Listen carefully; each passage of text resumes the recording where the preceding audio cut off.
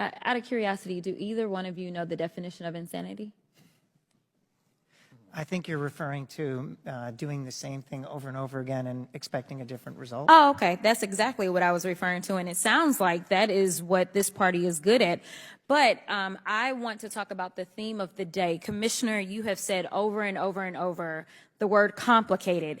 I was not keeping a tally, but you said it a lot. So I want to work with this word a little bit. I have a list of items. I would like for you to let me know if you believe they are complicated or not. Tax returns. Complicated. Operating the IRS without proper investment. Complicated. Recruiting workers in this antagonistic environment.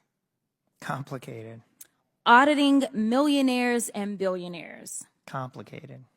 Okay, so it sounds like you've got a complicated job. I do. And it also sounds like you have to know something about math. My colleague brought that up as well. It sounds like you need to be at least somewhat decent at counting to be with IRS. Yes? Yes. You'd agree? Okay. I agree. You know, it's so weird because my colleagues on the other side of the aisle wanted to call this hearing. This is not our first. It's not our second. I've actually lost count myself of how many IRS hearings we're having. And they seemingly feel like they can fix your very complicated issues. But somehow they aren't good at simple math that would get them to a speaker, you know, right. So we've been 3 weeks without one. Let me ask you another question that may be another one of these when the math ain't math in situations. There was a looming government shutdown a few weeks ago. And interestingly enough, when I do the math, approximately a little bit more than 60% of the people that sit on this committee actually voted to shut us down. Now, out of curiosity, for everyone that claims to care about their constituents, do you think it's easier or more difficult to operate as the IRS when, say, there's a shutdown? It is very disruptive to our operations. Very disruptive. Let me give you another number that is very concerning to me. That number is 24. 24 represents the number of days that we have before the continuing resolution that 60% of, and when I say my colleagues, I'm talking about across the aisle, not on this side. We were about at 100%. Actually, we were 100% on this committee that voted to make sure that the government did not shut down. But if in 24 days, we don't have a speaker because they can't figure out their math, and we shut down, is that going to help you answer more phone calls or less phone calls? A lot less. Oh, okay.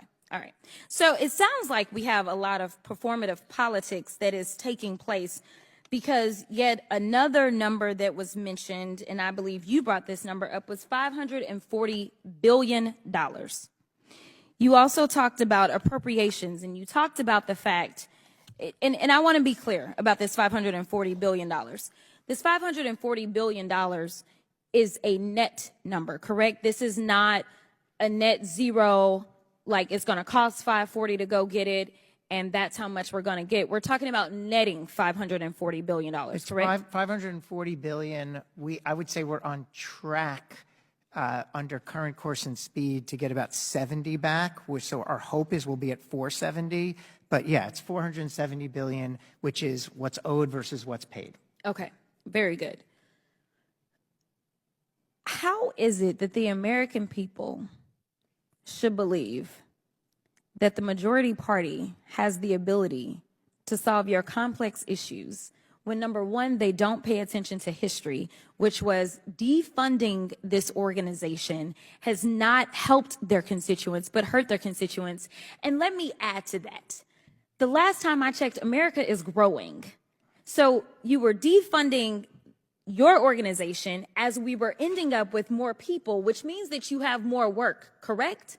Correct. More population, more filers, more changes to the tax code, and more complexity in how the economy operates 2010, when our budget reduction started, we never heard of PayPal, Venmo, all these, payment platforms.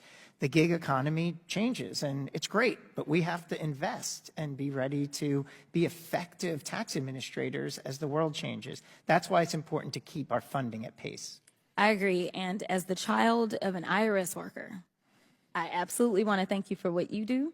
And obviously, I always must send love to my mama. I thank her for what she does for the American people as well. I'll yield back. Gentlewoman,